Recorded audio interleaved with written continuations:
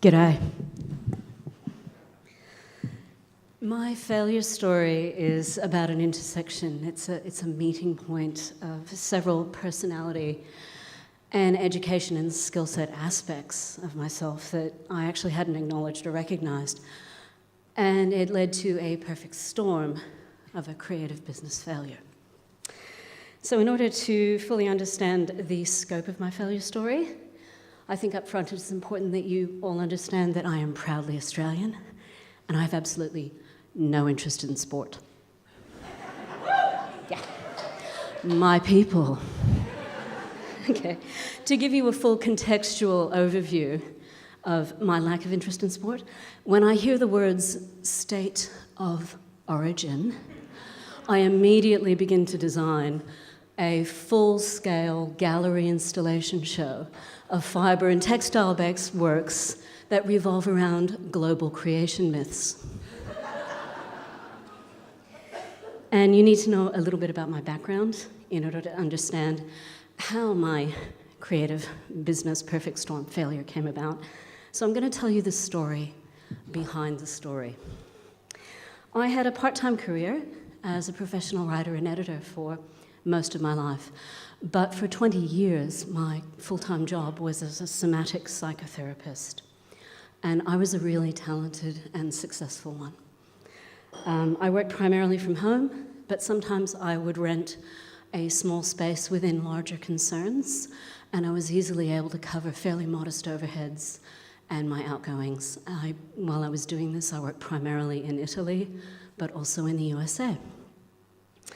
Then after a couple of decades of this, my hands got really tired and I needed a new career. So I looked around and I thought, what can I do that I'm good at? And I decided to complete my Bachelor of Arts in Fine Art, because that's the way to really pay the rent in New South Wales, yes? So I went off and I did that.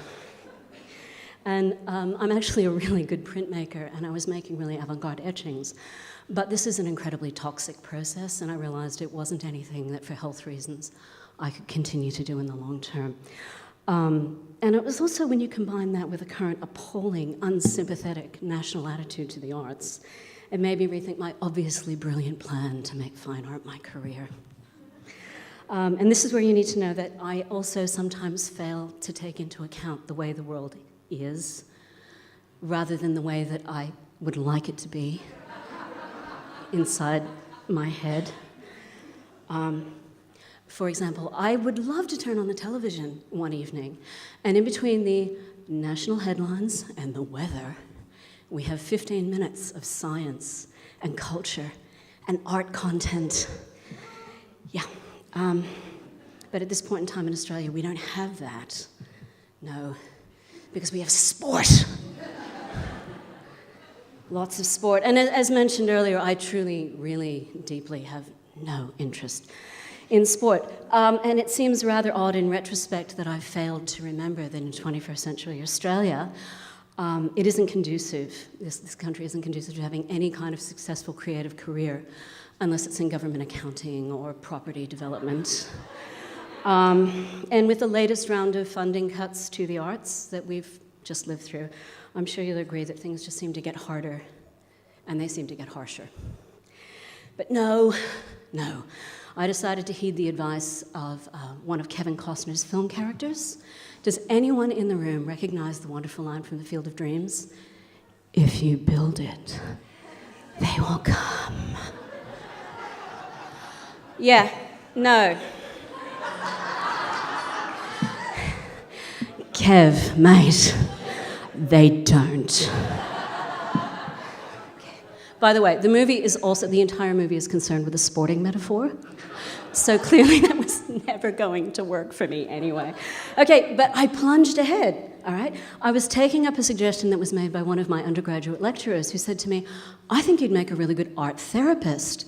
And I thought, oh, well, yeah, actually that sort of makes sense. Therapy is my former career, art's my current studies, and that's a really cool name. Okay, so I'm a professional writer, which I mentioned, which also means, by the way, I'm a professional researcher by trade. Do you hear anything in this story that suggests I actually went out and found out what an art therapist is? Or what an art therapist does? No, actually, no, you're right. Because I got caught up in my Kevin moment and I was building it in my head, which is great. And that's actually what creative people do, and it's part of the creative process. However, you also have to go out into the real world and do your real world due diligence. Okay? I failed to consider that I wasn't going to be working in the same field as before. I failed to consider I actually didn't understand necessarily fully the field I was entering. And that because I was going to be perhaps working in a different workplace with different clients, my needs might be different.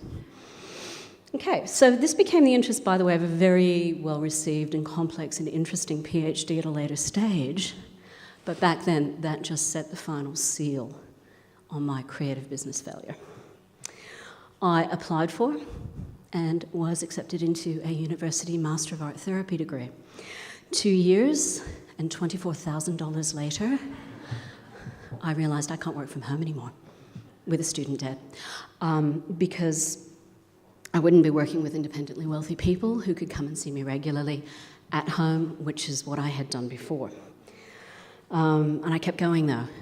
I was stuck in the build it moment in my head, and I found a really skilled graphic designer, and they built me a beautiful website. And I got the signage for my car. And I thought, surely, now that I have built it, surely they will come and my services will be in demand as they were in my former career. Not so much. Because I had failed to see how the gaps in my studies that hadn't covered how to create, how to build, and how to sustain a business, didn't have that. And nor did I consider that my own less than adequate business acumen, combined with the national culture I was now working in, would have negative impacts on any attempt I would make to start a business. So the health dollar in Australia is really zealously guarded, it's fiercely fought over, and it's hotly contested. Allied health practitioners, particularly those like myself who don't live in urban centres, have a really hard time finding a niche, gaining traction, maintaining a business. And I failed signally to consider how important business knowledge, business acumen, and a business savvy skill set would be in these circumstances. The only client population, really, in Australia that are interested in and would genuinely benefit from my skills as an art therapist are the mentally ill. And unfortunately, this is a population that couldn't afford my services. Just so that you know, art therapists are unregulated allied health practitioners. They're not covered by Medicare and never will be, and they're not covered by private health insurance, and it doesn't look like that's going to happen any time in the future. So I found myself unable to work from home, as I mentioned, which is not really a sensible business option when you're working in mental illness. And my new career also entailed messy materials, and that meant a larger business space than I'd needed to rent and pay for in the past. So my outgoings and my overheads were going to be considerably more. And then I couldn't find a place to work because mainstream medical and allied health practitioners didn't want anyone artsy-fartsy working with them. No thanks. No. So, now think carefully. Do you hear anything in this story that tells you I'm good at numbers? No. Because I'm not. So, you might also note that although I am very strong with people skills, I make absolutely no mention of a business plan, the 5 years worth of funding that you actually need to sustain a new business in the early years, to cover startup realities. There's no mention of a budget or anything else that a business actually needs in order to survive, A, in a tough economic climate, and B, in a very competitive business sector.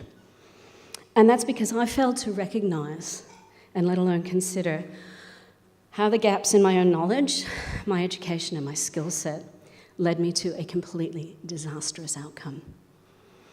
I am a very capable, highly intelligent, in the past very successful business person who actually manages to manage many areas of my life very, very successfully. And this is why my failure as a sole businesswoman in the field of allied health was a personally painful and excoriating one.